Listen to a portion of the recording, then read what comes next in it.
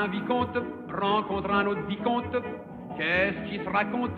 Des histoires de vicomte. Ah, quand une marquise rencontre une autre marquise, Qu'est-ce qu'ils disent? Des histoires de marquise. Alors nous continuons notre promenade. On est dans toute la France, on découvre des châteaux méconnus, des châteaux forts, des châteaux un peu moins forts. Alors, celui-ci, c'est un château très très fort. Je ne sais pas comment vous avez fait pour en faire le tour, parce que c'est le plus grand château d'Europe. Oui, absolument. Bonjour Thierry. Le plus grand château fort médiéval d'Europe, 35 000 mètres carrés. Voilà, un chiffre qui parle, ça suffit. Et alors on se dit, mais comment est-ce possible? Parce que a-t-il été construit d'un coup? Alors, pour reprendre la chanson que l'on vient d'entendre, c'est bien un conte qui est à l'origine, Évrard de la Marque, qui est à l'origine. C'est au XVe siècle que tout cela commence. On est dans les Ardennes.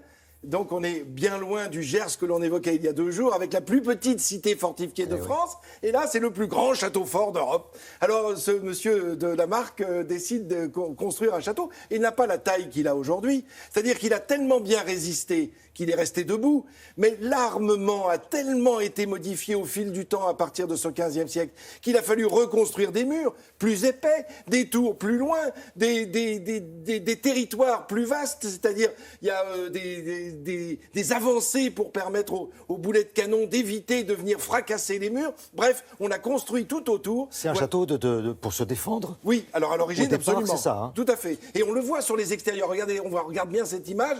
On le voit, il y a très peu de fenêtres sur le mur extérieur. Et alors qu'à l'intérieur, les fenêtres sont apparues bien plus tard. Évidemment, ce n'était pas à l'origine. Figurez-vous qu'on peut même coucher à l'intérieur du château. N'hésitez pas, parce que alors, c'est une vraie vie de châtelain.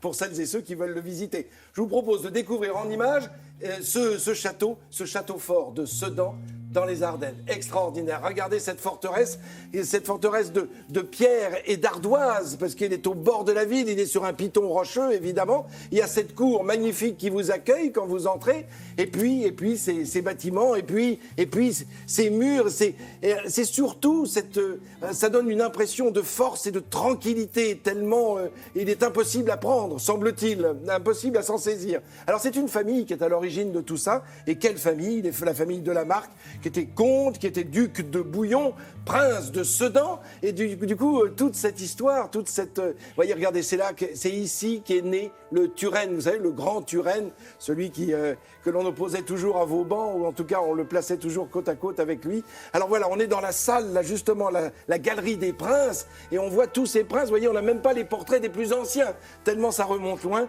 mais tout cela vous raconte l'histoire. En plus, il y avait des trésors d'armure, et certaines sont exposées. Cet été, vous pourrez les découvrir lors de votre visite, puis au-delà de l'été, bien sûr. Et juste à côté, on rentre dans la salle à la colonne. Alors là, c'est le mariage de la dernière mademoiselle de la Marque avec monsieur de Turenne. Ils sont tous là en train de surveiller. Il y a des gens qui viennent d'un petit peu de partout. Il y a Henri IV, il y a aussi quelques chroniqueurs. Et puis, d'un seul coup, on s'aperçoit que, quand même, oui, il y a quelque chose qui ne va pas.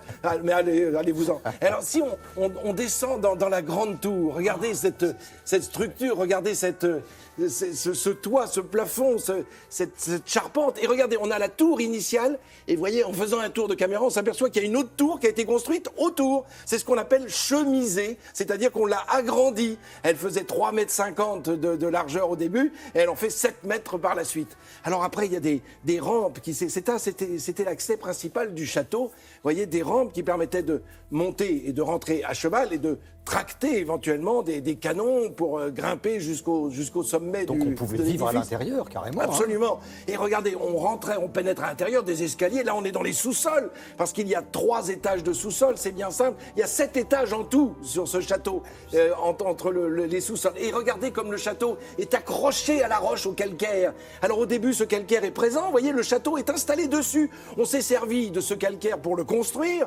Et puis, petit à petit, on a été chercher des pierres un petit peu partout, notamment à Dom-le-Mesnil.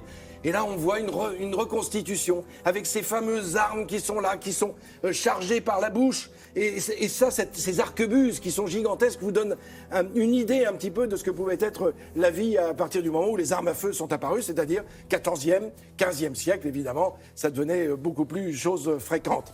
Là, c'était l'entrée principale, avec les 2 grosses tours. C'est ainsi qu'on les appelle, les tours jumelles. La porte est tout en bas, et si on regarde en haut, on s'aperçoit qu'il y a un trou le long du mur. C'est ce qu'on appelle l'assommoir. Par là, on lançait des cailloux sur ceux qui venaient frapper à la porte. « Oui, bonjour, je viens pour le courrier. » Pour vous en... Ah bah non, pas le facteur quand même.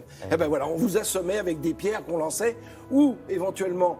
de l'eau chaude, et encore, l'eau chaude était très précieuse, l'huile était trop chère.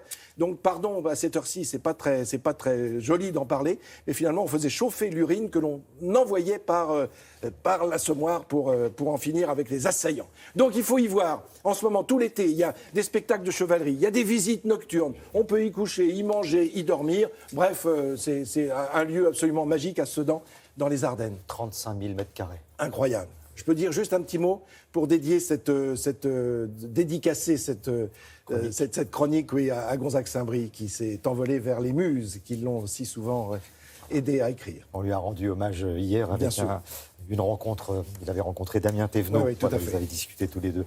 On va parler sport à présent. On se retrouvera tout à l'heure, Frédéric.